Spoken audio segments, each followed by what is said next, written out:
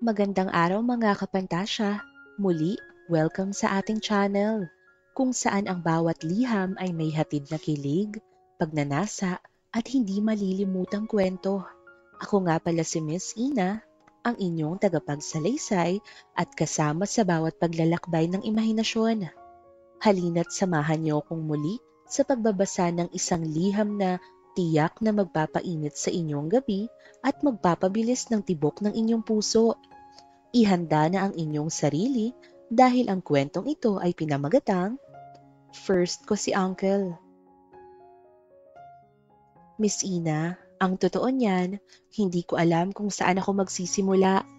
Pero ang gusto ko lang, ilabas ito kasi ilang taon na itong bumibigat sa dibdib ko. Alam kong mali, alam kong bawal, at kaya siguro lalo ko siyang hindi makalimutan. Ako si Lian, 22 years old na ngayon. Hindi ko tunay na pangalan. Nagsimula ang lahat ng ito nung 18 years old pa lamang ako. Wala akong ibang intensyon kundi ilabas lamang ang kwento ko. Hindi para husgahan, kundi para pakawalan ko na rin sa sarili ko. Straight, mahaba at madalas nakalugay ang buhok ko. Sabi nila, maganda raw ako. Ang mga mata ko ay may kinang na nakakahumaling. Katamtaman naman ang puti ng balat ko. Makinis at walang gasgas. Palaayos ako sa aking sarili, pero hindi naman revealing magdamit o makapal mag-makeup. Malaki at malulusog rin ang dibdib ko. Ganun din ang likuran ko, Miss Ina. Kaya nga sa eskwelahan o sa kalsada ay maraming napapatingin sa akin. Tahimik ako, mahinhin, pero may damdaming pilit kong tinatago. Lalo na pagdating sa lalaking ikukwento ko. Lumaki ako sa isang pamilyang hindi perpekto pero puno ng pagmamahal. Pinalaki ako ng nanay kong itago na lang natin sa pangalang Mama Elsa. Isang matatag na babaeng kahit kailan ay hindi sumuko sa buhay.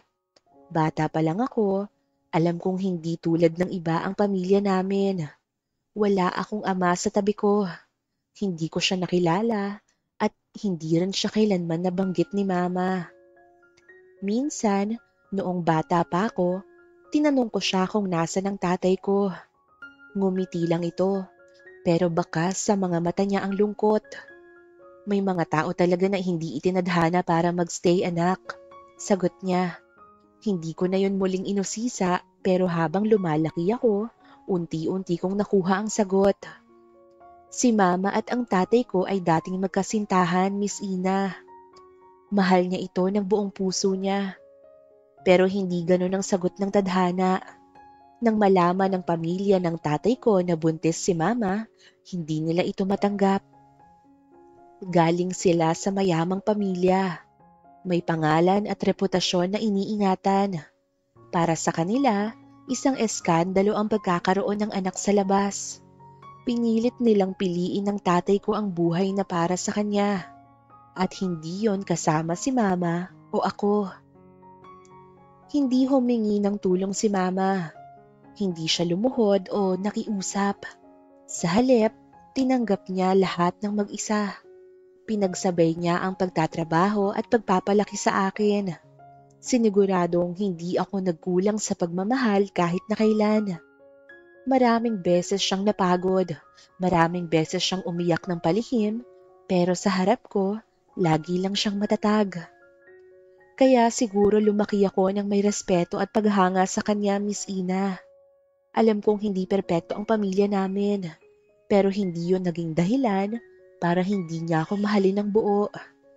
Siya ang dahilan kung bakit natuto akong maging matibay, kung bakit natutunan kong hindi umasa sa kahit na sino maliban sa sarili ko. At kung may isang tao na lagi niyang pinupuri, yun ang kapatid niyang si Tito Ren. Si Tito Ren, 35 years old siya noon. At kahit sabihin ng iba na tito na siya, hindi mo mahahalata na para siyang tiyuhin. Matangkad siya, moreno, athletic, laging amoy bagong ligo, laging maayos ang bihis. Pati ang boses niya, malalim na nakakaakit. Hindi pa rin ito nag-aasawa. Para sa kanya, sakit lang yun sa ulo. At dahil rin sa makisig na itsura ni Tito, ang mga chicks ay nagkakandara pa rito. Si Tito rin ang naging sandalan niya sa lahat. Kahit noong hindi ko pa lubos na nauunawaan ang hirap ng buhay, alam kong malaki ang naitutulong ni Tito sa amin. Siya ang tumulong kay Mama nang iwanan siya ng tatay ko, Miss Ina. Hindi siya nagdalawang isip na tumulong. Kahit pa siya mismo ay may sariling buhay at responsibilidad. Siya ang tumulong kay Mama na makahanap ng trabaho. Nagbibigay ng panggastos kapag gipit kami at madalas siyang dumalaw para siguraduhing maayos kami. Hindi lang siya simpleng kapatid para kay Mama. Parang siya na rin ang naging haligi ng aming tahanan. Marahil kaya siya ang laging pinagmamalaki ni Mama.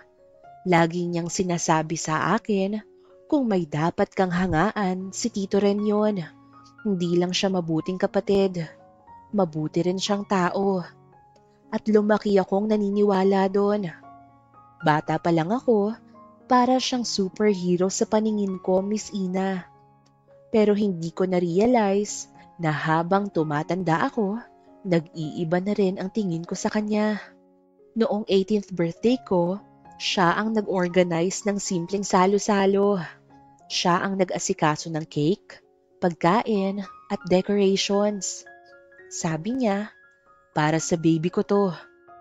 Tinawag niya akong baby, Miss Ina. Pero habang sinasabi niya yun, iba yung pakiramdam sa loob ko. Parang may kuryenteng gumagapang sa katawan ko. Bukod doon, tinanong pa ako ni Tito kung ano ang gusto kong regalo. At walang ano't-ano kong sinabi na kontento na ako sa kung anong meron ako.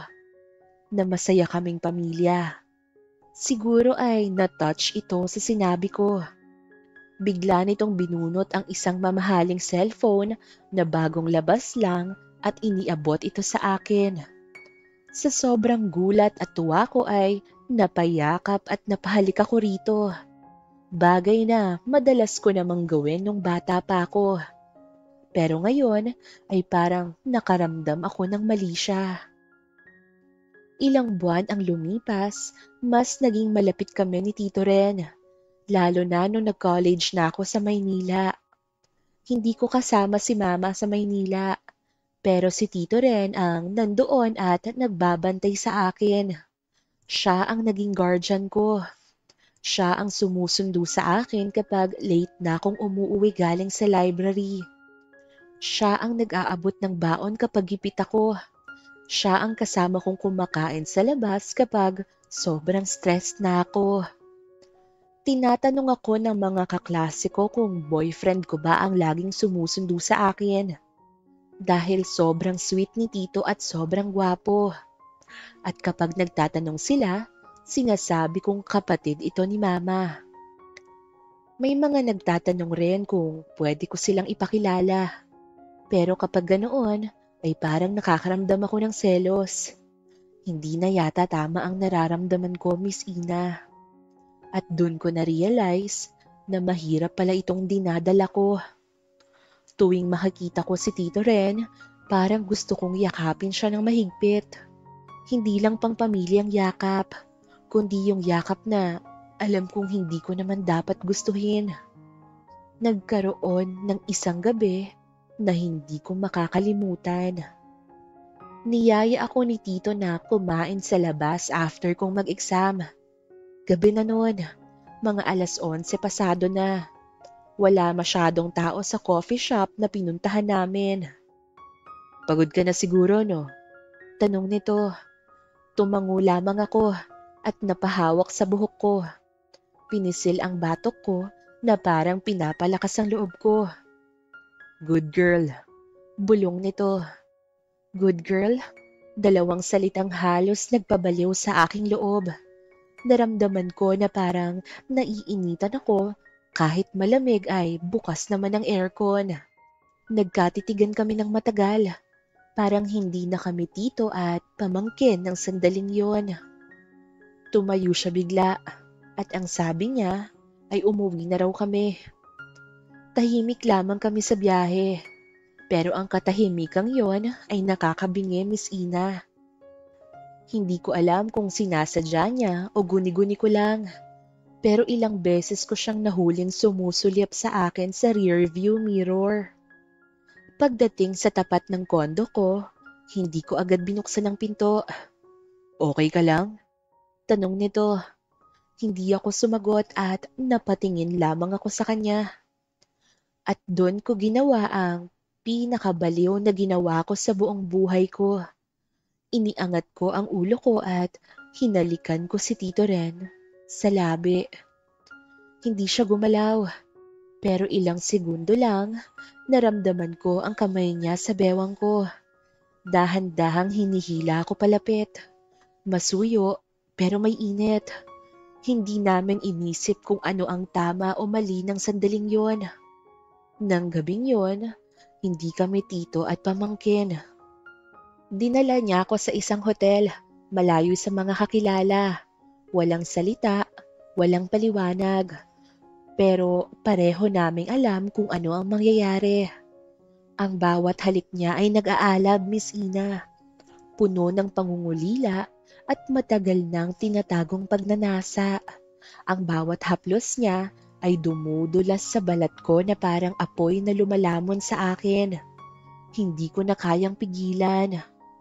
Sa loob ng kwartong yon, isinuko ko ang sarili ko sa kanya. Sa bawat daing, sa bawat sulyap ng kanyang mga mata, alam kong pareho naming gustong isabuhay ang damdaming pilit naming itinatanggi noon. Ang gabi ay naging matamis, masakit at puno ng kasalanan. At hindi natapos doon ang lahat. Sa pagitan ng aming yakap, naramdaman ko ang init ng kanyang mga labi na gumagapang sa aking leeg, pababa sa aking balikat. Ang kanyang kamay ay masuyong gumapang sa balat ko. Nagiiwan ng bakas ng init at matinding pagnanasa. Bawat halik ay nag-iwan ng kilabot.